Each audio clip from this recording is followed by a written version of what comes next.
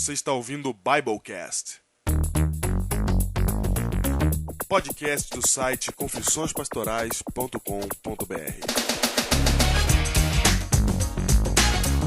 Eu sou o pastor Diego Barreto, auxiliar da Igreja Adventista da Alvorada, em São Paulo.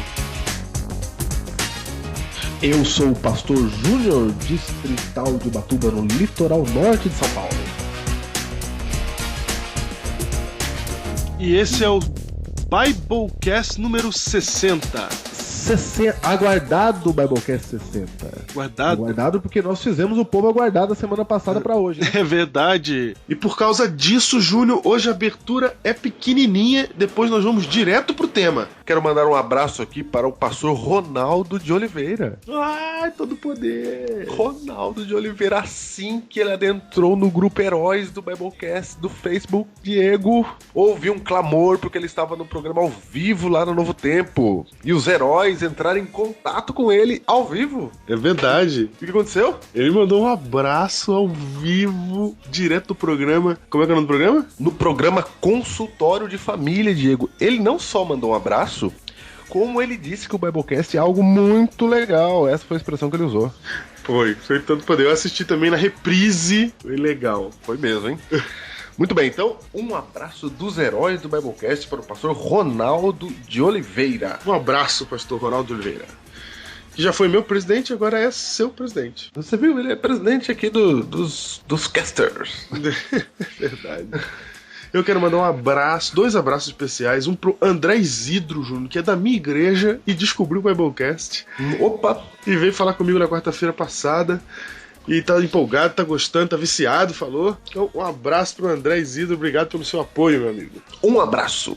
Um outro abraço, Júnior, especial. Especial, porque essa é uma semana especial, Júnior. Domingo é dia do quê? Domingo é dia dos pais, hein? Domingo é dia dos pais, Júnior. Júnior, e o Nicolas Ubiali, que ouve o Biblecast, o Nicolas, ele está mandando para o seu pai, na semana do dia dos pais, um abraço pelo Biblecast. Olha aí.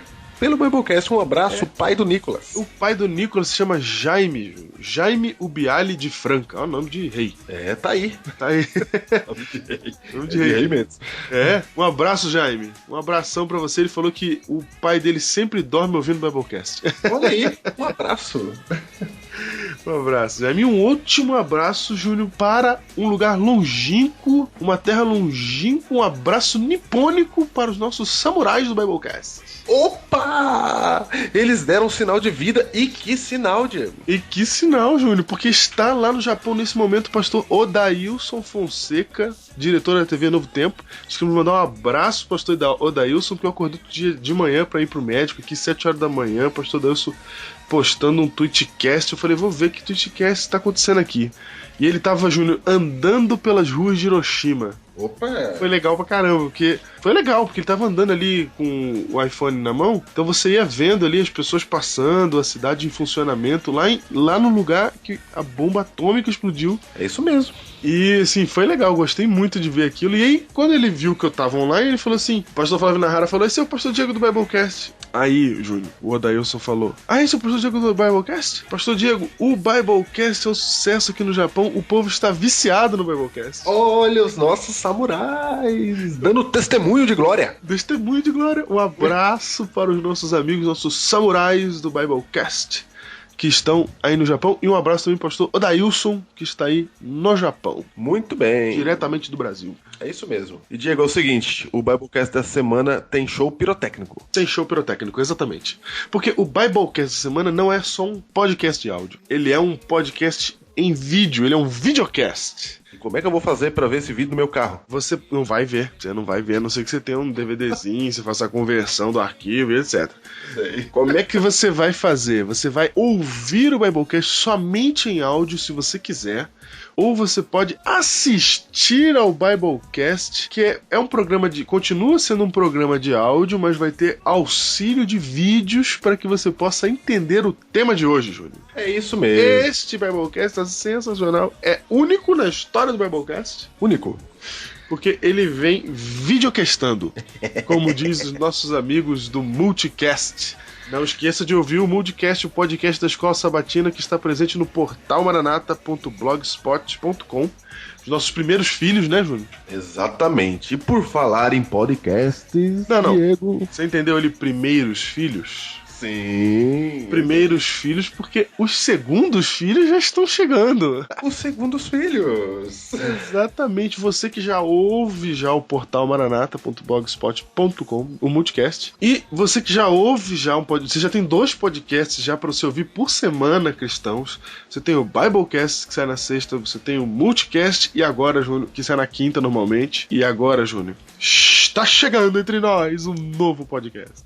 Só um detalhe, o Multicast vai sair na terça a partir de agora. Ah, é? É. Muito bem. Promessas, eu quero ver isso acontecer. Isso, vamos lá. Muito bem. A gente devia se unir mais, sabia? Como assim? Ah, sim, Nós, é verdade. produtores de podcast. É verdade. A gente ficou fazendo pressão neles, eles ficam fazendo pressão na gente. Tudo. E agora tem mais um pra fazer pressão. Opa! E, Júnior, eu já ouvi o primeiro episódio desse podcast. Você já ouviu, Júnior? Eu já ouvi.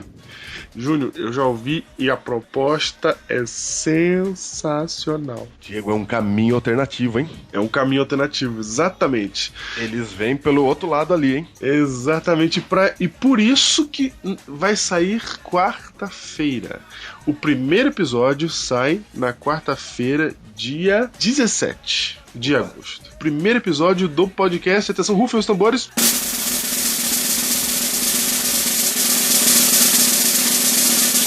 Pupilas em Brasas. Eu gostei do nome. Olha o nome do podcast. Pupilas em Brasas. Pupilas em Brasas. Rapaz, só vai sair dia 17, eles já gravaram um monte, né, rapaz? Que inveja. Já gravaram já estão se adiantando, né? Olha só. Eles já entenderam a pressão que a gente vive aqui nesse negócio. Não é que nem a gente que foi fazendo. É... Júnior, e você vai encontrar aonde o podcast Pupilas em Brasas? Você vai encontrar no pupilasembrasas.wordpress.com. O link está aí no site. Tá aí. Frequente o site, porque a partir de quarta-feira estará no ar o primeiro episódio desse novo podcast para você se entreter e aprender durante a semana. Exatamente, ou seja, é um podcast feito por cristãos como nós e indo por uma vertente alternativa. Vocês vão gostar, eu garanto. 17 de agosto, quarta-feira, pupilasembrasas.wordpress.com. É isso. Nós vamos direto pro tema, porque você está numa guerra. E essa guerra está acontecendo na sua vida.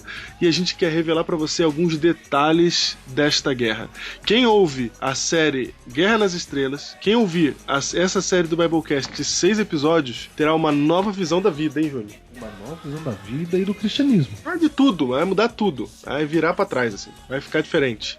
Porque quando você entende aquilo que nós vamos conversar aqui, segundo a Bíblia, a sua vida não fica mais a mesma.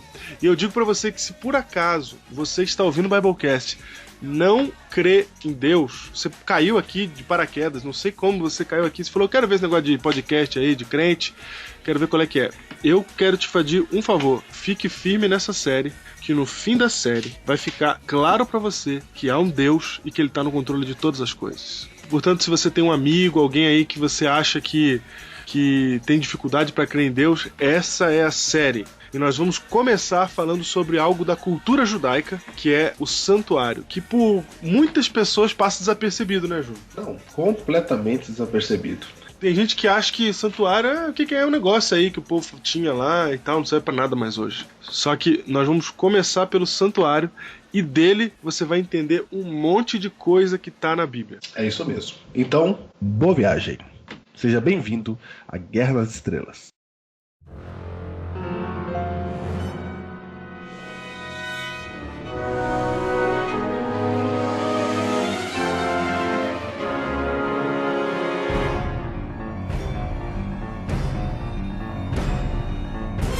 Muito bem, Biblecast número 60, Diego. 60! 60! 60 são bodas de diamante, olha! Olha só. É o deus maior de Babilônia.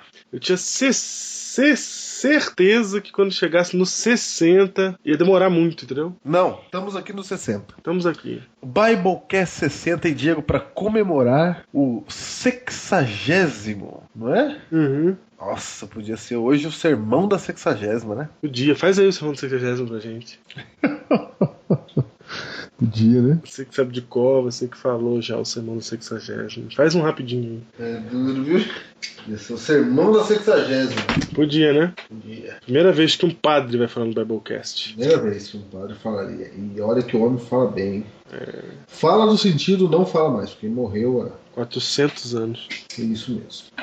Então, muito bem, esse é o 60º Biblecast. E para comemorar o 60º Biblecast, Diego, eis que neste momento, no Biblecast 60, iniciaremos mais uma série Biblecast. Mais uma série. Mas essa série promete, hein, Júnior? Não. Essa série, eu vou dizer pra você. Essa série é sensacional. Qual é o título da série, Diego? O título da série é...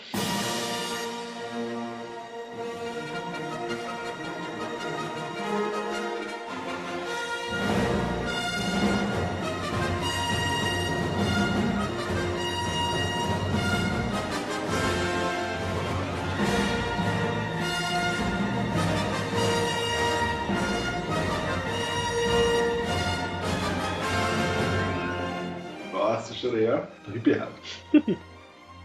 O título da série, Júnior, é Guerra nas Estrelas. Isso mesmo, série Guerra nas Estrelas começando agora no 60º Biblecast. Por que Guerra nas Estrelas, Júnior? Por que Guerra nas Estrelas? Você vai descobrir durante a série. Ah, é? É, você vai descobrindo. Você não vai falar nada agora pro povo? Não, a gente vai falar, porque é o episódio de hoje que abre a série, não é? Então, para iniciar a nossa série, Diego, nosso primeiro episódio tem por título... Qual o título, Diego? A Nova Esperança. Voilá! Você conhece? Não podia deixar de ser esse título para a série Guerra nas Estrelas, é claro, né? É claro.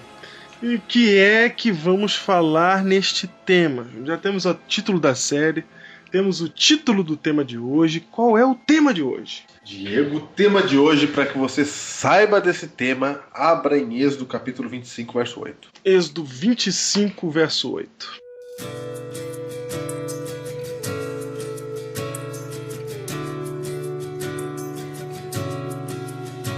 Behold the Lamb, behold the Lamb, slain from the foundation of the world. E disse Deus, Diego, em Êxodo 25, verso 8. Calma aí, antes de ler Êxodo 25, verso 8, exatamente, antes de ler, nós temos que dar um contexto, porque assim, para que venha uma nova esperança, é preciso que haja uma situação, um ambiente de desesperança. Ok, então vamos para o início. Para o início. Gênesis 1, verso 1.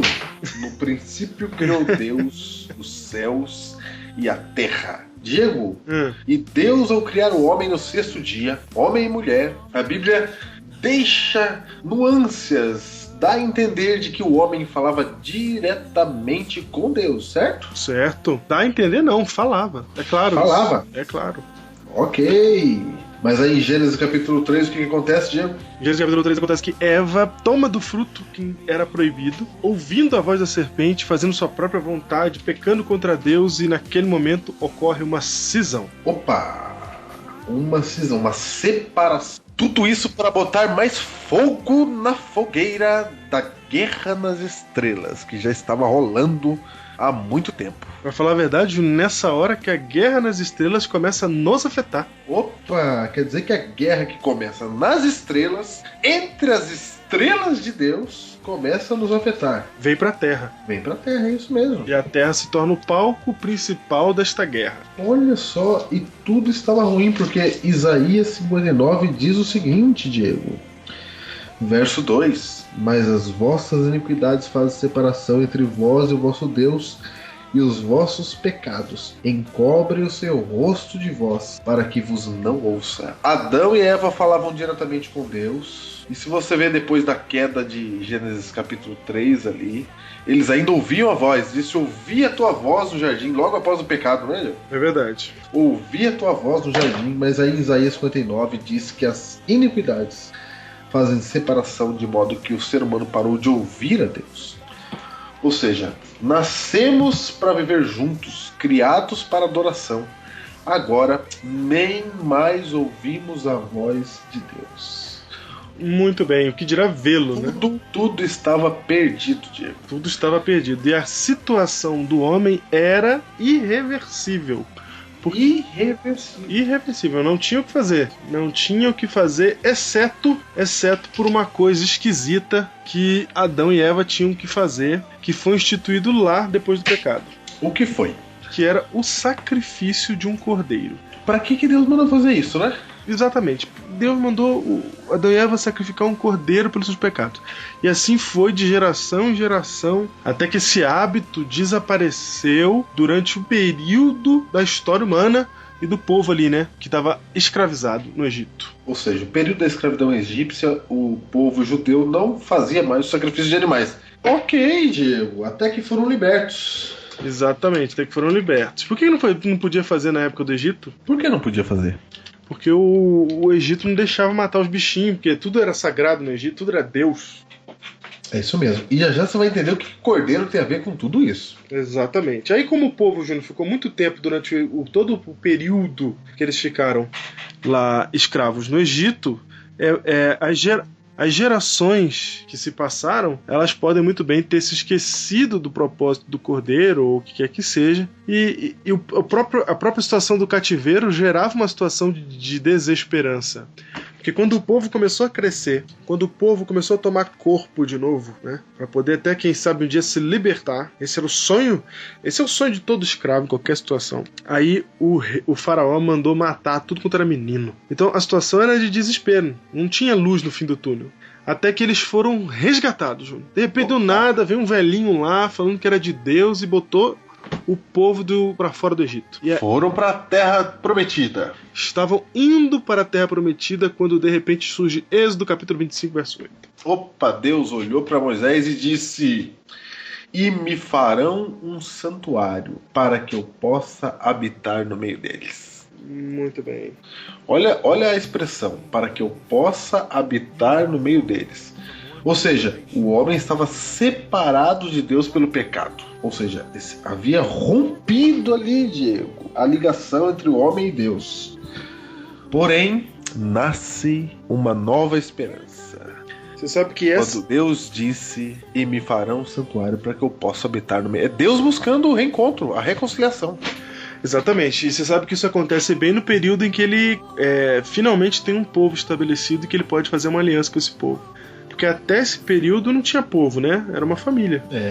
Olha, você foi profundo, hein? Então quando chegou essa hora que eles viraram povo, e aí Deus foi fazer aliança com eles, a partir dali é meio que... Não é que começa o plano da salvação. O plano da salvação começou faz muito tempo, mas a partir dali dá o start, né? Dá a partida. Ok. É isso mesmo. E pra começar, ele que fala: eu quero habitar no meio de vocês. É hora de me aproximar mais. Então Deus se aproxima através do santuário. Diego, pra você entender um pouco mais de santuário, você sabe que a Bíblia cita o tabernáculo. O tabernáculo, Diego, foi o primeiro santuário, o santuário móvel. Então o santuário que montava e desmontava, a Bíblia chama de tabernáculo. Certo, é o móvel. Isso, depois no período de Salomão, você tem o templo de Salomão. Okay. Construído já de cimento. Ok. Que foi destruído, né? Cativeiro babilônico, início do cativeiro babilônico. Salomão, logo depois do templo de Salomão, que foi destruído no cativeiro babilônico, quando eles regressaram do cativeiro babilônico, foi construído o templo de Zorobabel, certo? Certo. De cimento também. Já no tempo de Jesus, o templo que existia era o de Herodes. Ok. Provavelmente o templo de Zorobabel foi destruído quando Roma invadiu, alguma coisa assim. Isso mesmo. E aí o templo de Herodes reconstrói o templo, como uma atitude política para agradar o judeu. Esse templo de Herodes é destruído no ano 70, sobrando uma parede que hoje é chamada de Muro das Lamentações. Das Lamentações porque os judeus do mundo todo lamentam não ter mais o templo. Hoje no local do templo está a Mesquita de Omar. Olha que coisa, é uma afronta para o judeu. Por isso as guerras no Oriente, lá em Jerusalém. E quando o pessoal vai orar lá no Muro das Lamentações, é também porque quando Salomão dedicou o templo, ele falou: se o seu povo olhar aqui para o templo, né, orar em direção ao templo, eu os ouvirei, diz o Senhor para Salomão na dedicação do templo. Então aquele muro lá, como ele fica ainda, ele é considerado ainda um muro do templo. Então o povo vai lá orar. Então é isso, olha aí. Isso, na verdade, Júnior, o primeiro era um santuário móvel porque o povo não tinha terra fixa.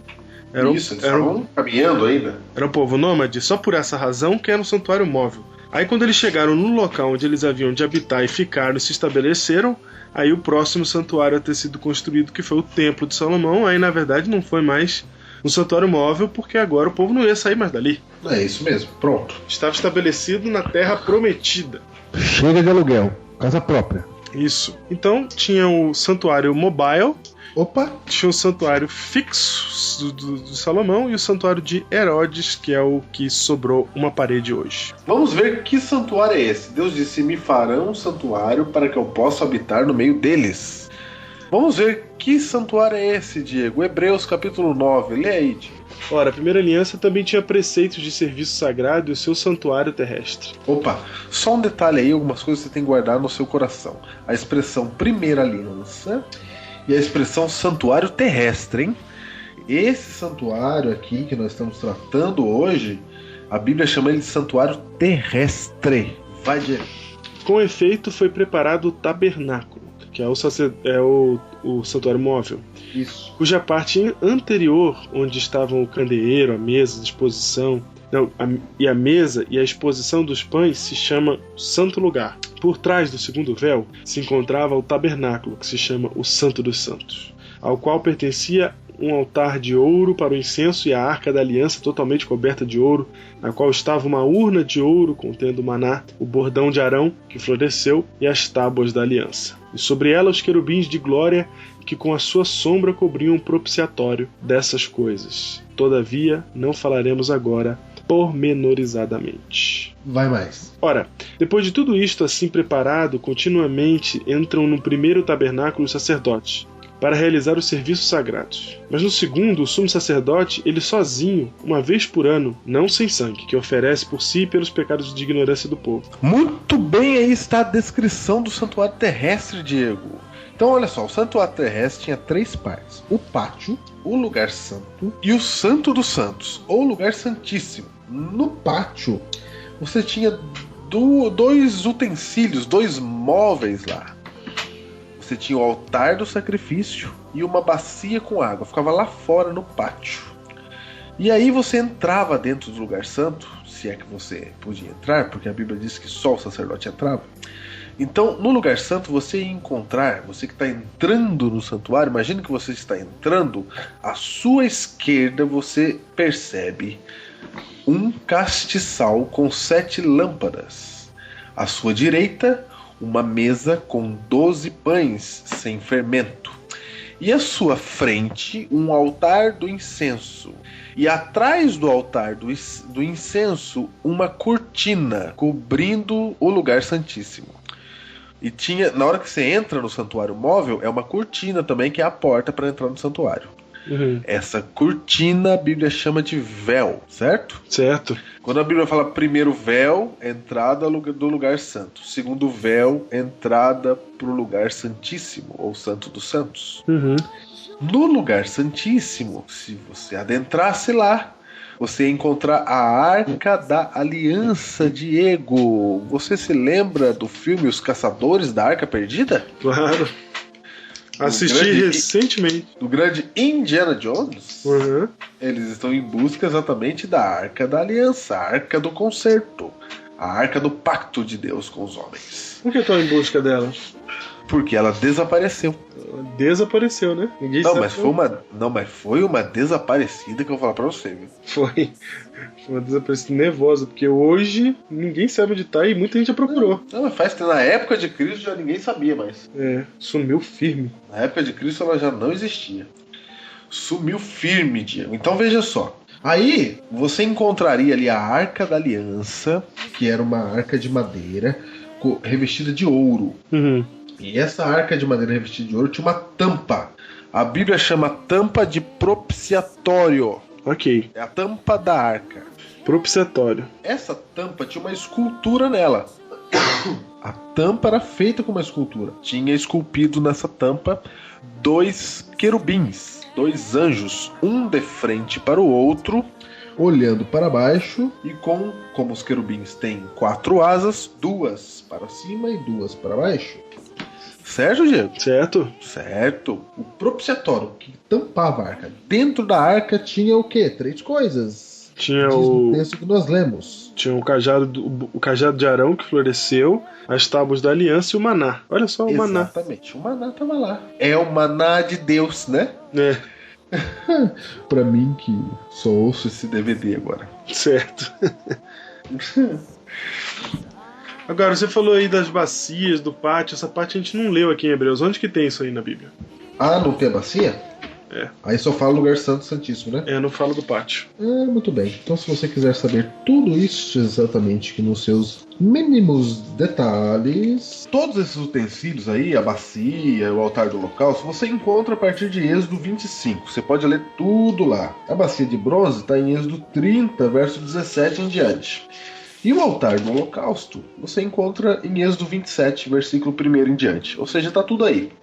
Certo, Diego? Certo. A gente não vai entrar nesses detalhes agora, porque senão a gente vai fazer 5 episódios só do santuário. Exatamente. Se a gente for entrar em cada detalhe. O importante é você saber o seguinte, que tudo que a gente está descrevendo aqui está descrito na Bíblia e não há nenhuma religião cristã que questione isso. Todas elas entendem, ou seja, não tem nem problemática aqui. Todas as religiões cristãs entendem o santuário da maneira que a gente vai falar aqui agora, no que tange ao seu desenho, suas especificações e seus objetos. Isso mesmo. Agora tem um detalhe. Então, o contexto até agora é o seguinte. Houve a queda do homem e a gente estava num problema terrível, separado de Deus. Aí Deus falou, e me farão um santuário para que eu possa habitar no meio deles. Ou seja, uma nova esperança. Perfeito. De estar junto de Deus. Agora, o que eu quero dizer é o seguinte. No mínimo, pode não ser a resolução final do problema, mas no mínimo é um começo. É uma esperança, nasceu a esperança, é isso mesmo. Aí, o que eu estou querendo dizer é o seguinte, esse assunto do santuário de Moisés, do tabernáculo, que vem até o Muro das Lamentações, não é um assunto que a gente pode passar por cima na Bíblia. A gente não pode esquecer dele. É verdade. Porque ele é um assunto de vital importância. Tem gente que pensa, aquilo era pro povo judeu, foi pra questão da época lá, eu não preciso nem estudar isso aí mais. Não faz sentido hoje. É por isso que nós preparamos uma série de 6 episódios para falar desse assunto. Nós só estamos aquecendo os motores aqui para você embarcar nessa guerra das estrelas. Exatamente. Estamos aquecendo os motores. Então vamos lá.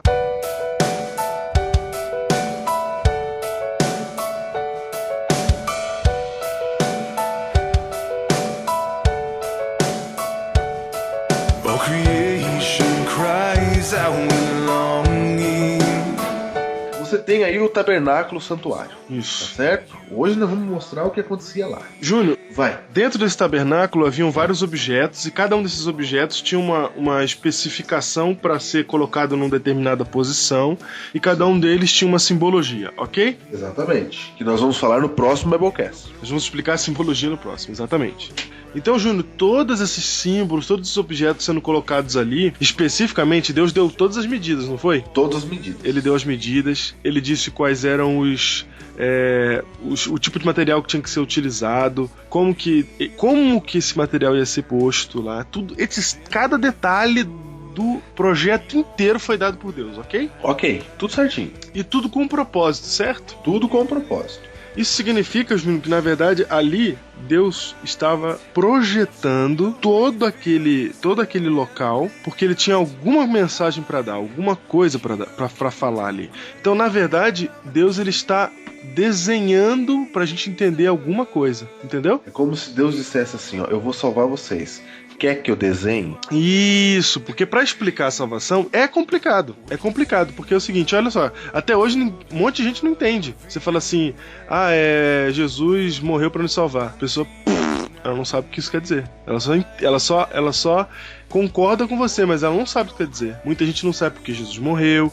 Muita gente, pra nos salvar, mas por que ele tinha que morrer pra nos salvar? Não sei. Então, por que é complicado? Porque eu vou ser salvo por um mérito que não é meu. Eu não tenho mérito nenhum, pelo contrário, eu tenho condenação. Como que eu posso ser salvo? Você foi profundo, hein? O santuário, Diego, é o símbolo da graça no Antigo Testamento. Exatamente. É o jeito de Deus exprimir, desenhar, explicar para todo mundo entender como que a salvação vai funcionar, todo o processo da salvação.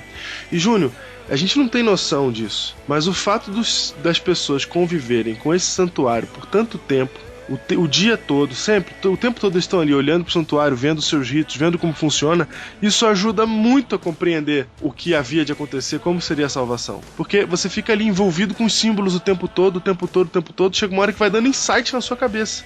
Você fala, rapaz, eu acho que é por isso que ele joga sangue na cortina. Eu acho que... rapaz, um dia ele tá assim, sabe, contrito no seu pecado, falando com Deus, orando, de repente, pum...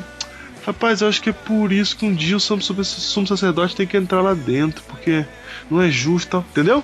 Você vai meditando porque aquele rito todo estava acontecendo ali para que as pessoas pudessem absorver a verdade da salvação. É isso mesmo. Agora vamos lá, Diego. Vamos lá. É o seguinte, quem podia entrar no santuário?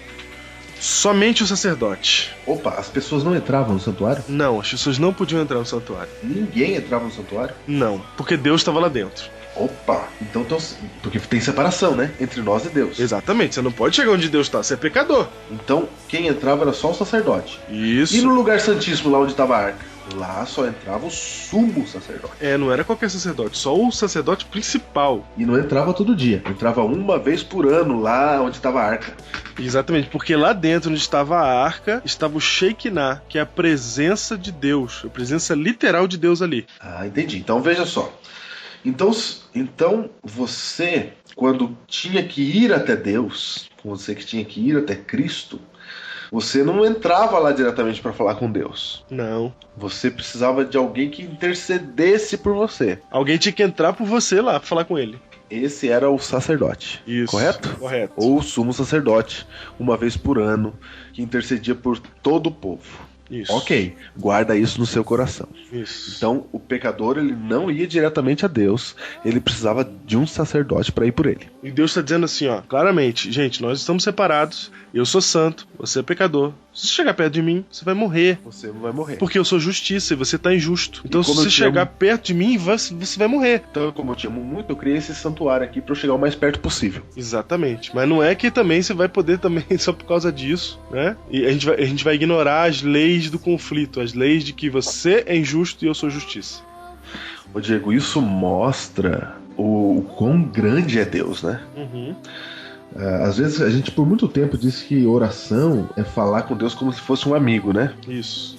Só que a gente não pode esquecer que ele é amigo, mas não é um camarada, né? Não. Tá entendendo o que eu tô falando? Sim, claro. Entendeu? Ele é Deus. Sim, exatamente. Há que se ter respeito. Você sabe que é que você tem respeito. É isso, há que se ter respeito quando se trata de Deus. Não é assim as coisas dele.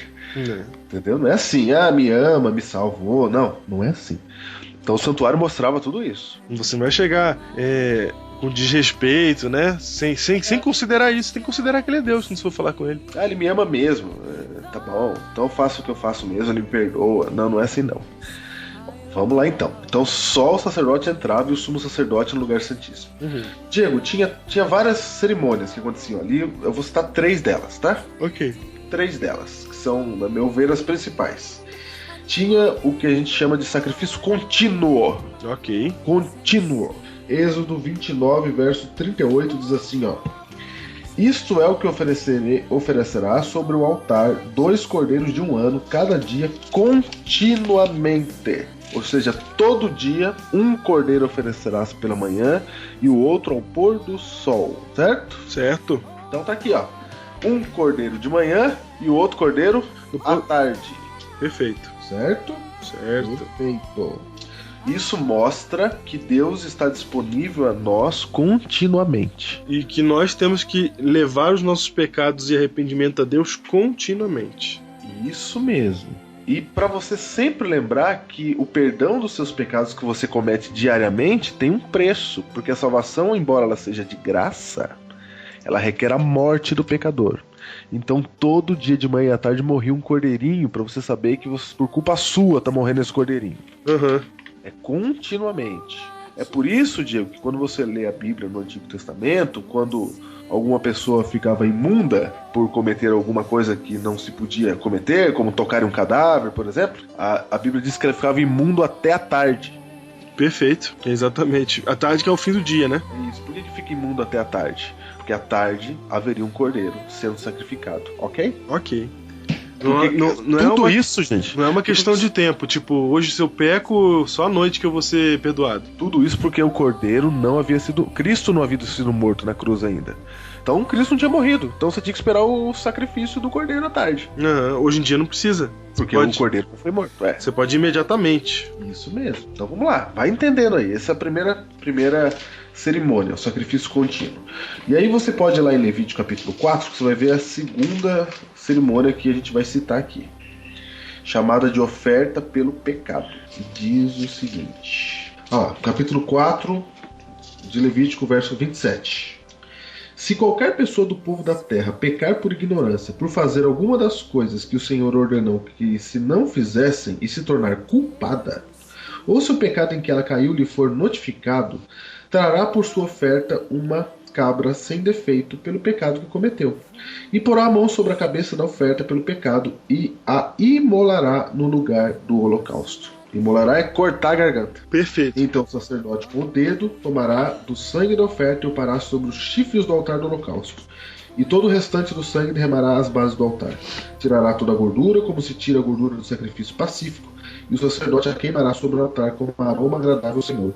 E o sacerdote fará expiação pela pessoa, e lhe será perdoado. Percebe que é o sacerdote que faz expiação, né? Perfeito. E lhe será perdoado. Muito bem. Ok? Ok, então esse será uma oferta pelo pecado. Toda vez que você cometesse um pecado, a Bíblia diz lá em Romanos 6:23 que o salário do pecado é a morte. Certo.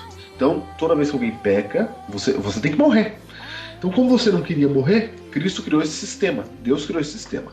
Você tinha que pegar um cordeirinho, sem defeito, de 1 ano, levava no santuário, falava com o sacerdote, pequei, tá aqui a minha oferta. Aí era você, com a sua própria mão, que matava o cordeirinho. Já pensou aí? Olha que desespero. E isso ficava uma impressão muito grande na cabeça das pessoas. Porque imolar, Júnior, é o seguinte, quando você imola, você suja a mão de sangue, não tem jeito. Não tem jeito. Você sente o sangue quente da ovelhinha derramando. Então o pecador entrava ali no pátio e ali fazia o sacrifício no altar do holocausto. E veja só, Diego, toda vez que você cometia um pecado, não era fácil a vida. Não. Você tinha que pegar um cordeiro, já pensou? Hoje a gente comete pecado como se nada tivesse acontecendo. Porque você perde a grandeza de Deus. Você perdeu toda a sensação do que era aquilo e do que é o pecado. Hoje o pecado é normal, porque não tem cordeiro mais. E a gente já vai dizer por que não tem. Então, essa é a segunda cerimônia. Você tinha que ir lá e matar o cordeiro, o sacrifício pelo pecado. Vai, terceira cerimônia. Terceira cerimônia era o dia do perdão. Dia do perdão. Ou o dia da expiação. Ok. Isso acontecia uma vez por ano. Ok. Isso está em Levítico capítulo 23, você encontra lá. Vou só dar o versículo aqui para você. 23, versículo 26. Certo? Festa no dia da expiação. E se você for ler Levítico 16, você encontra todo como era feita a cerimônia. Tá certo? Perfeito. Era assim, Diego. Dia após dia ia matando o cordeiro no santuário. Uhum. E os sacerdotes espirrando sangue lá. Como é que ficava o santuário? Imundo, Exatamente. fedido. Simbolicamente com o pecado do povo. Ô, Júnior, É. só um detalhe aqui. A gente sabe que tem o sacrifício diário, certo? E tem esse sacrifício que cada pessoa faz. Imagina 2 milhões de pessoas, no mínimo, Fazendo sacrifício. fazendo sacrifício, meu amigo. Era muito cordeiro morto, era muito sangue espirrado na cortina. Não, era muito. E tem um detalhe aí. Não é tanto quanto a gente imagina, mas era muito. Porque assim, a gente pensa assim, caramba, imagina se toda hora que eu pecasse levasse uma ovelha lá, não ia sobrar ovelha, né? Ainda mais que o povo era gigante, 2 milhões a 6 milhões de pessoas. Como é que ia fazer isso? Bom, primeiro, Júnior, é preciso notar que as pessoas não tinham consciência de pecado como a gente tem hoje. Hoje, a gente já ouviu as palavras de Jesus que falaram assim, ó, se você pensar no teu pensamento já é pecado. Mas naquela época, pecado eram os 10 mandamentos quebrados, entendeu? Era mais simples pra eles. Eles entendiam o pecado como uma coisa mais simples. Então não era toda hora que o cara ia fazer. Era só quando ele cometia um pecado que quebrava um dos 10 mandamentos, que na cabeça dele, ou das leis levíticas lá, que ele fazia alguma daquelas coisas claramente, é que ele ia. Não se pagava pelo pensamento. Inclusive, por isso que existe o dia da expiação e por isso que existe o sacrifício contínuo para os pecados de ignorância, porque o povo ignorava muitos pecados. Olha, você falou em pecado de ignorância. Você percebeu que o pecado de ignorância tem que matar cordeiro também, né? É, exatamente. Tem gente que fala que ignorância salva, né? Exato. Ah, eu não sabia, então não tem problema. Tem problema sim, filho. Tem, é Precisa de pecado. um cordeiro morrer. É pecado. Precisa de um cordeiro morrer. Agora o que você falou é importante. Hoje também é assim, Diego. Na igreja, por exemplo, não tem censura ou disciplina para todo caso de pensamento. Não tem hoje. É verdade. Só tem censura quando é algo mais público, né? É. Ou seja, então para você pegar aí o paralelo. Ok. Então, o sacrifício contínuo estava lá, o sacrifício lá pelo pecado, aí uma vez por ano, no dia do perdão, ia limpar o santuário. Tinha que purificar o santuário daquela sujeira imundice que ele tava. Que era Esse didática, dia João. Hã? Isso mesmo. Que Esse dia era chamado de dia da expiação. Olha só o que Deus está dizendo. Ele está dizendo assim, olha, o pecado de vocês é desse jeito, é fedido, é nojento, é sujo. O pecado de vocês apodrece. O pecado de vocês é o que me separa de vocês, porque era jogado na cortina de propósito, porque a cortina é o que separava o santo do santíssimo, da presença de Deus. Ele tá falando, o que está me embarreirando, o que está fazendo a distância entre mim e vocês é o pecado. Olha aí. Então tudo era didático, era um desenho didático de Deus para explicar como funciona a salvação, o que está acontecendo no universo. Ele está explicando ali a guerra nas estrelas, começando a explicar o grande conflito, o que é que está acontecendo por meio do desenho do santuário. E aí, João? Exatamente. No dia da expiação, Diego, funcionava assim. O sacerdote tinha que fazer o sacrifício por ele mesmo, porque ele ia entrar no santuário, no lugar santíssimo. O sumo sacerdote. Ele ficava 3 meses se preparando e sempre tinham mais sacerdotes prontos para assumir o lugar dele, porque nada podia impedir esse dia acontecer. Isso mesmo. Se esse dia não acontecesse, é provável que Deus destruísse o povo. É, porque tinha que purificar tudo. Exatamente. Você tinha que pegar o santuário que estava sujo e limpar ele, pegar esse pecado e mandar para embora. E tem uma razão por isso. Esse dia da expiação ele faz figuração de um outro dia muito importante da humanidade, da história do universo. É, que nós vamos chegar lá. Isso. Então veja. Nesse dia, aí, o sacerdote, ele, depois de fazer expiação por si mesmo, agora ele chegava ali no santuário, essa era a cerimônia, ficava todo mundo contrito, que era um momento importante. Porque a Bíblia diz que se tivesse algum pecado aí não confessado, era eliminado do meio do povo. A pessoa, né? Isso. Aí o sumo sacerdote, ele pegava agora 2 bodes, Diego. Ok. Isso está em Levítico 16. 2 bodes. E ele sorteava ali entre os 2 bodes. Um seria para o Senhor, ok? Ok. E o outro ficaria vivo. Ok. O que seria para o Senhor era imolado e fazia expiação pelo povo. Isso. Então veja só, simbolicamente, tudo símbolo, tá? Quando você pediu perdão, o seu pecado passava para o cordeiro morria e o sacerdote ia lá dentro do santuário fazer intercessão por você. Isso. Nesse dia, estavam acumulados os pecados lá, era como se o pecado vai ser mandado embora. Eles vão limpar as cortinas, tudo, vai começar um ano novo. Isso. Tudo limpo agora. Então agora o sumo sacerdote entrava e dentro... Eu vou ler. Levítico 16, versículo 15. Depois imolará o bode da oferta pelo pecado. É aquele que ele sorteou que ia morrer. Que será para o povo e trará o seu sangue para dentro do véu. Opa, agora você já entende a expressão dentro do véu, né? Isso. Dentro do lugar santíssimo, onde estava a Arca da Aliança. O que acontecia se uma pessoa normal entrasse lá, Júnior? Era consumido. O que acontecia... Como Nadab e Abiú. Exatamente. Nadab e Abiú são 2 sacerdotes que entraram lá fazendo coisa errada dentro do santuário e foram consumidos. Levaram fogo estranho, ou seja, acenderam as velas lá com outro tipo, com fogo. O fogo tinha que ficar aceso continuamente, entendeu? Eles acenderam, fizeram uma bagunça lá. Fizeram bagunça, tava bêbado. Morreram. Exatamente. Consumidos diante de Deus. E, então veja só. E um sacerdote podia entrar no Santíssimo? Só o sumo sacerdote entrava. O sacerdote podia? Não, o sacerdote não. O que acontece se o sumo sacerdote entra no Santíssimo e morre lá dentro porque tem pecado? Eles costumavam amarrar uma corda no pé do indivíduo. E botar uns sininhos na roupa, né? Porque se o sininho parar de balançar... Porque ele morreu lá dentro, então tem que puxar, porque ninguém pode ir lá nem pegar o corpo. Não pode ir lá pegar, tinha que puxar. Não dá pra abrir o véu e falar assim, licença senhor, licença aqui, pegar aqui o menino que morreu. Não podia, não podia botar o olhinho, não podia, ninguém sabia o que tinha lá, Júlio, só o sumo sacerdote. As pessoas sabiam que tinha uma arca e tal, mas não sabia como é que era o cenário, até porque lá ficava o fogo queimando. Quando... A arca era conhecida, ela ia na frente quando eles iam andando. Isso, né? Normal. Conhecida. Mas o Shekinah não. O Shekinah foi visto no dia da dedicação do templo, quando saiu fogo lá de dentro, mas não, só viu o fogo saindo, não viu o Shekinah queimando ali direto. E o povo sabia que existia o Shekinah, porque quando Deus queria falar com o povo, o Santíssimo brilhava. Olha aí, é isso mesmo. O fogo ficava tão forte que do lado de fora o pessoal percebia. E nos momentos de ira de Deus com o povo, isso aconteceu várias vezes. Ok. Só pra você ter uma ideia da santidade que era. É isso mesmo. Então vamos lá. Verso 15, continuando. E fará com seu sangue como fez com o sangue do novilho, aspergi-lo-á no propiciatório. O que é propiciatório, Diego? A tampa da arca. Isso. E também diante dele. Assim fará expiação pelo santuário. Fará expiação e trazer o perdão, tá? Uhum. Por causa das impurezas dos filhos de Israel e das suas transgressões e de todos os seus pecados. Lembra, Diego, o que o interessante é que naquela época os pecados ele tinha um simbolismo físico, que era o sangue sujando o santuário, né? Isso. É um simbolismo para mostrar o quão terrível é o pecado. Quanto mais sangue, mais pecado.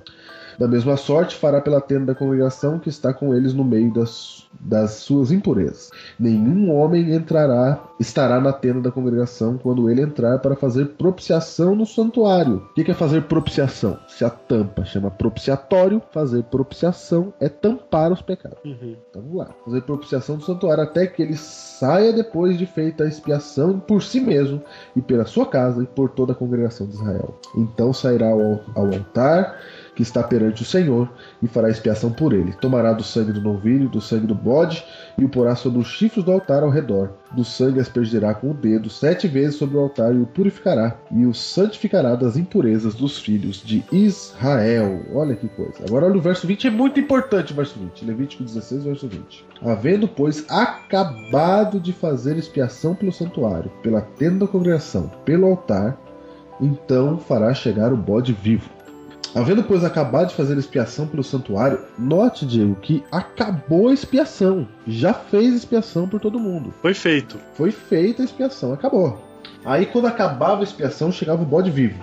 Certo. Arão, que era o sumo sacerdote aqui na época, porá ambas as mãos sobre a cabeça do bode vivo, e sobre ele confessará todas as iniquidades dos filhos de Israel, todas as suas transgressões, todos os seus pecados, e os porá sobre a cabeça do bode, e enviá-lo ao deserto pela mão de um homem à disposição para isso. Assim aquele bode levará sobre si todas as iniquidades deles sobre a terra solitária, e o homem soltará o bode no deserto. Depois Arão virá à tenda da congregação, despirá as vestes de linho, que havia usado quando entrar no santuário, e ali as deixará. Banhará seu corpo com água no lugar santo e porá suas vestes. Então sairá e oferá o seu holocausto e o holocausto do povo, e fará expiação por si e pelo povo. Ou seja, morria um bode, e a Bíblia diz, Diego, lá em Hebreus, que sem derramamento de sangue não há remissão de pecados. Então o bode que fazia expiação era o que morria. O outro era apresentado vivo. Simbolicamente, os pecados iam para esse outro, certo? Certo. e levava esse bode lá pro deserto e deixava ele lá. Como era o bode do dia expiação, surge a expressão, Diego, bode expiatório. É verdade. Vem daí a expressão, que ele levava a culpa de tudo. Exatamente, ele levava a culpa de tudo. De tudo e embora. Por isso a expressão. O bode expiatório, exatamente. E ele morria sozinho no deserto. Aí o sacerdote voltava, pronto, se lavava e era feita a expiação. E começava mais um ano. Esse era a principal cerimônia no santuário terrestre, Diego. O dia da expiação. Mas de tudo isso, você deve estar perguntando por que tudo isso? Por que Deus mandou fazer assim? Se você quer saber por que tudo isso, não perca o próximo episódio desta série. E aí nós vamos revelar o porquê de cada coisa dessa daí. Exatamente. E você vai ver que impressionante que é isso aí. Impressionante.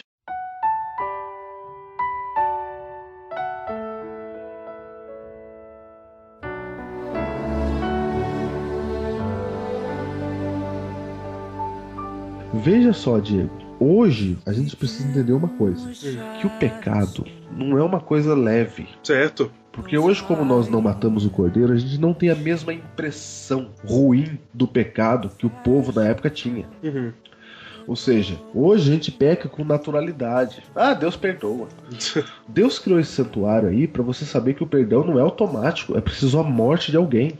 Como Cristo não havia morrido na cruz, tinha que morrer o Cordeiro de Deus que tira o pecado do mundo. O Cordeirinho, né? Como o Cordeiro de Deus que tira o pecado do mundo ainda não havia morrido, morria lá o Cordeirinho. Então lá, Diego, naquela época, o pecado tinha uma impressão muito mais forte na cabeça das pessoas. A impressão essa que Deus quer dar para nós também. E impressão que a gente bebe dela até hoje, porque não se engane, o conceito de pecado que nós temos hoje vem dessa cultura. Por mais soft que esteja agora, mas o conceito de pecado que nós temos hoje no mundo vem dessa cultura por causa desse sistema. É isso mesmo. Então, gente, aquele cordeiro simboliza Jesus Cristo. É o cordeirinho, né? Quando você comete um pecado aí na sua casa hoje, não pensa que é só pedir perdão, não. É só pedir perdão. Mas pro perdão chegar pra você hoje de graça, precisou a morte do Cordeiro de Deus que tira o pecado do mundo. Custou caro pra ele. Claro, alguém teve que pagar o preço. Então, quando a gente olha para Deus, a gente tem que olhar com profundo respeito e adoração, porque pelo que Ele fez por nós. Porque nós não estamos seguindo a Deus porque Ele é gente boa. Nós estamos seguindo a Deus porque Ele é amor e justiça. E como fizemos no Biblecast, a justiça e a paz se beijaram, você tem que saber que Cristo, para perdoar o nosso pecado, Ele teve que pagar um grande preço. Exatamente. Grande preço. Porque hoje, Diego, ninguém liga mais pra esse negócio de pecado, viu? Não, a maioria das pessoas não liga mesmo. Quem não... Até na igreja, Diego. Eu conheço gente que fala assim, ó. Não, eu sei. Por exemplo, tem algumas coisas que você faz que a gente acha que não é tão ruim assim. Ah, Deus falou, mas... Entendeu? Uhum. Dá um exemplo aqui, bem da juventude. Deus falou que a gente só pode se casar com quem é da mesma fé, né? É. A gente fala... não. Em alguns casos, a igreja diz assim, se você tá namorando alguém que não é da mesma fé... Já falamos isso várias vezes aqui. A pessoa deixa de participar lá na frente, né? Uhum. Só pra dar uma demonstração de que ela pode estar trazendo prejuízo pra essa pessoa que tá chegando na igreja. Perfeito. Ou pra ela também. Mas eu já vi jovem que diz assim, Diego. Chega pra mim e fala, pastor, tô aqui firme. E eu quero dizer para o senhor, pastor, que eu não vou cantar mais no coral. Ah, não vai cantar não, porque eu faço as coisas certinhas, pastor. Eu faço as coisas certas. Como assim? Ah, eu tô namorando um rapaz que não é da igreja, então eu já quero avisar já que eu não vou cantar no coral. Olha, então tá tudo certo. E pronto, resolveu o problema. Vou resolver. Se o problema era cantar no coral, então tá tudo bem, eu não canto. Aí o outro fala assim, ó, na Santa Ceia você tem que pedir perdão pras pessoas, né, antes de participar da Santa Ceia. Ah, mas como eu tô brigado com aquela pessoa lá, então eu não vou participar. Ah, então eu não participo, porque eu faço as coisas certas. Aí o pecado fica ganhando na sua vida. É. Eu falo, não, então tá bom, já que é assim, eu aceito a pena. Eu pago a pena. Eu pago a pena, tá bom. É o famoso vale a pena. Isso, deixa que eu pago isso aí. A gente pensa assim, deixa que eu pago isso aí. Entendeu? Uhum. Como se não fosse questão de vida ou morte. Mas o pecado, gente, é questão de vida ou morte. A gente tá falando pra vocês como é que funcionava o santuário do ponto de vista do judeu. A gente não quis explicar pra vocês os símbolos, porque a gente quer que você veja o que ele tá vendo. Você passe uma semana pensando no que ele pensou, no que ele via, pra você poder entender com força o que a gente vai explicar na semana que vem. Então eu recomendo para que você analise os detalhes do santuário. analise os detalhes do que se via, dessas sensações. Uma vez eu acho que já contei aqui em Biblecast, o pastor George Knight, uma vez fez uma meditação contando que quando ele chegou da igreja ele resolveu matar o seu cachorrinho. E aí ele conta a história que o seu cachorrinho veio, poodle, bonitinho, pulando, ele levou pro sótão depois do culto na igreja, família lá em cima fazendo a comida, e ele botou a mão sobre a cabecinha do poodle, orou sobre ele, degolou o bichinho, etc. E aí você vai ficando desesperado quando você lê, né? E no final ele fala assim, calma, antes de você chamar Sociedade Protetora dos Animais, eu vou dizer pra você que eu não fiz isso aqui é mentira, eu tô só falando isso pra você imaginar como era terrível. E quando você lê o texto, você fica realmente se sentindo muito enojado de toda a situação. E era essa impressão que as pessoas tinham naquele tempo. Era essa impressão que o santuário dava, entendeu? Principalmente pro próprio sacerdote que intermediava entre Deus e o povo. Quais eram as experiências que os sacerdotes contavam, né? Quando você conversava com um sacerdote, o que ele te falava, né? Você perguntava pra ele como é que é lá dentro. Aí ele te fala, olha, você não tem noção de como é que é lá dentro. Lá dentro é uma cena terrível, porque no começo do ano, quando tá tudo limpinho, a gente vai sujando, vai jogando sangue ali, e aquilo vai começar a manchar e fica fedido, entendeu? Ele vai contando suas experiências. Então, isso era uma experiência cultural do povo que fazia toda a diferença para a compreensão deles do que era a salvação e do que é o nosso pecado. E era parecido com o cachorrinho mesmo, porque o cordeiro, na época, lá pra eles, era o equivalente ao cachorro nosso. Exatamente. E o cordeiro que valia pro sacrifício era um cordeiro de 1 ano, novinho, aquele que saltitava. Não era uma ovelhona lá, gorda. Era um novinho de 1 ano. E sem defeito, não podia ter defeito. Se tivesse com algum defeito, você ia falar, não, vamos sacrificar, porque tadinho, ele tá sofrendo. Não, é um que não sofre. É o perfeito. É um que tá bem, é o perfeito. É um que não tem nada com isso. Você sabe, Júnior, que o cordeiro ele morre sem fazer barulho, né? Então, e era você mesmo que tinha que matar. Então, ó, pra essa menina que fala assim, não vou cantar no coral mais, porque eu entendi. Por exemplo, antes de você chegar e falar assim, eu não vou participar da ceia, ou eu não quero mais cantar no coral, saiba que se fosse no Antigo Testamento, não vai participar do coral. Você tinha que pegar um cordeiro e matar ele. Percebe que a ideia era muito mais terrível. Ainda bem que mudou e que não tem que matar cordeiro. Não é assim não, filho. O cordeiro foi morto para você entender que o pecado é terrível e ele causa morte. Toda vez que você comete um pecado, alguma coisa morre em você. Ou morre sua autoestima, ou morre sua confiança em Deus, morre seu entusiasmo pelas coisas de Deus. Sempre que você comete o pecado, alguma coisa morre, porque o salário do pecado é a morte. É por isso que você precisa de um Salvador. É por isso que você precisa do Cordeiro de Deus, que é Cristo. Então não pense que você pode viver uma vida mais ou menos com Deus, que você vai sair impune, porque não é impune. Alguma coisa vai dar errado para você. A sua comunhão com Deus não é a mesma. Sorte do povo do Antigo Testamento que eles podiam ver isso em símbolo. Agora nós, 2000 anos depois, a gente não enxerga mais o símbolo. Mas Deus manteve esse símbolo na Bíblia para que você entenda o quão terrível é o seu pecado. Se você não participa da ceia, você está cometendo um erro grave. Você tem que pedir perdão para a pessoa. Por isso que tinha o dia do perdão lá em Israel. Não tinha quem. Você não podia ficar de fora. A mensagem é muito clara. Você não é pra você não vir aqui se você tá ruim. Você tem que dar o teu jeito de resolver o problema e vir. Na época você não falava assim, nem acredito nisso. Eu não sou judeu mesmo. Eu sou judeu, mas não tô firme. Você não podia falar isso. Imagina você, um jovem judeu no dia da expiação, falar assim, eu não tô muito bem na igreja hoje, nem concordo com isso aí. Você morria. Porque Deus então impunha a religião sobre nós. Eles eram o povo sacerdotal da época.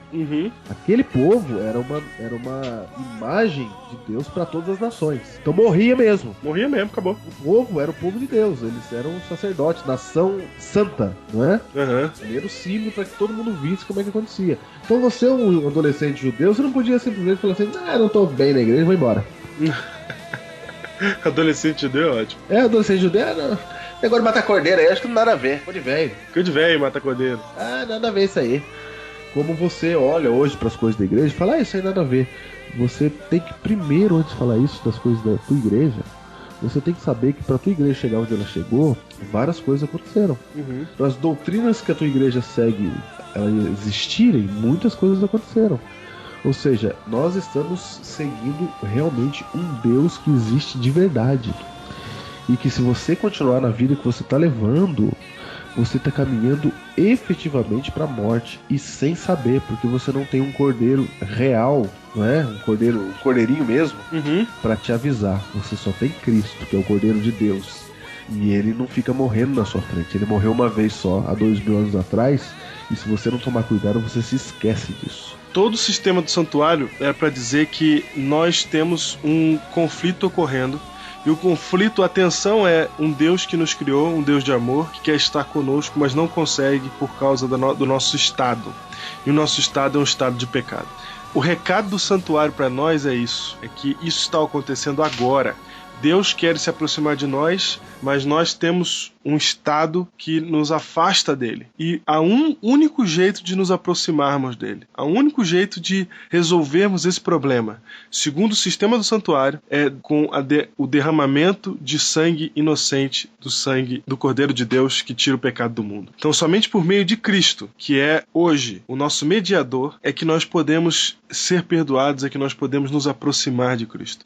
Mas o que nós queremos deixar claro aqui nesse episódio é que isso é a primeira peça de um cenário gigantesco que vai se montar no fim dessa série. Essa é somente a primeira peça. E o mais importante para você agora é absorver essas verdades, para que nos próximos programas você possa entender aonde isso vai dar. Deus não dá ponto sem nó. E você vai ver que ele fez isso direitinho para que hoje, no ano de 2011, você pudesse entender verdades que nem autores bíblicos entendiam. Exatamente. Para isso, fique firme aí e estude conosco o Santuário nesta série Guerra nas Estrelas.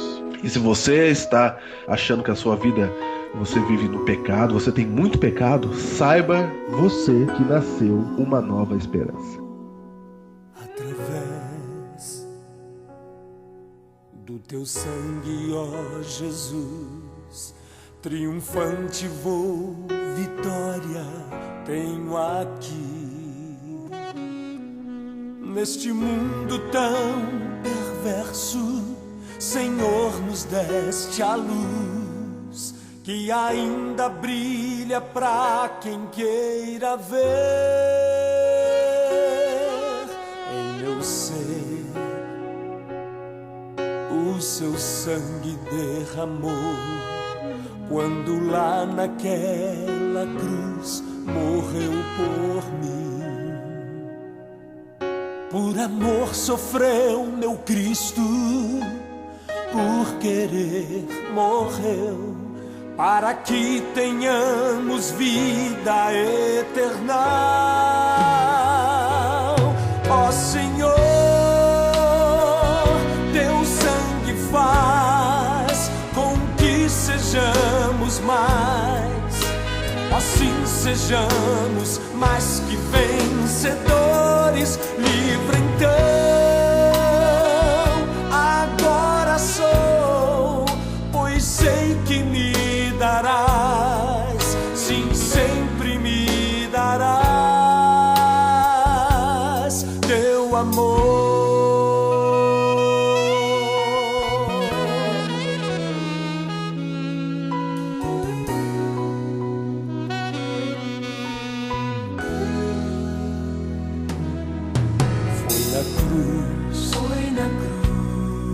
Foi na cruz que vi a luz, e meu fardo fez-se leve por Jesus.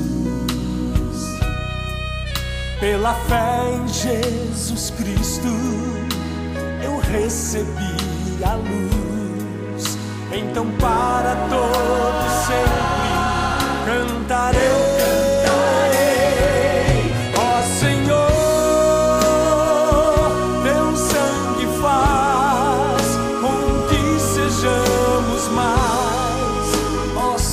Sejamos mais que vencedores. Livre então,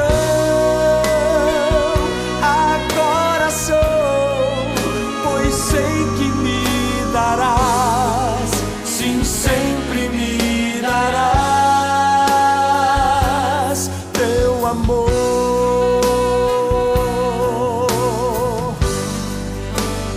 Oh, Senhor,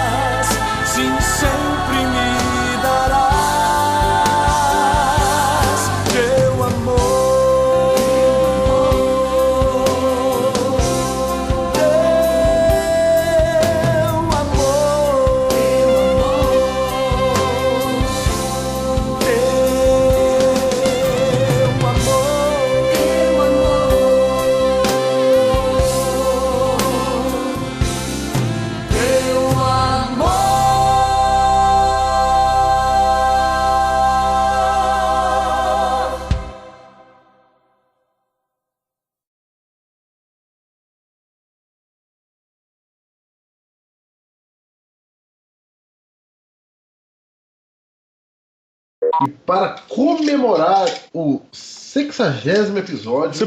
Você podia falar sem fazer barulhos no fundo, pra não sair junto na gravação? Vai dar uma chatice do caramba, viu? Não, vou deixar pra você ver como é que ficou. Lá diz assim... Ah, não, peraí. Tosse, espera e fala. Nossa senhora, é muita humilhação, gente. Eu gostaria de fazer um... Vai fazer nada, vai logo. Gostaria de fazer um Vai. desabafo aqui, gente. Peraí, meu. Eu tô doente. Eu ainda tô doente, cara. Ai, tô com tanta dó. Nossa senhora, gente. Pode ficar com isso me morda. Parei, na hora que você falou chega, eu parei. Nossa, o caminhão tá dentro da minha cabeça. Hein? Pronto, fala. Tudo bem.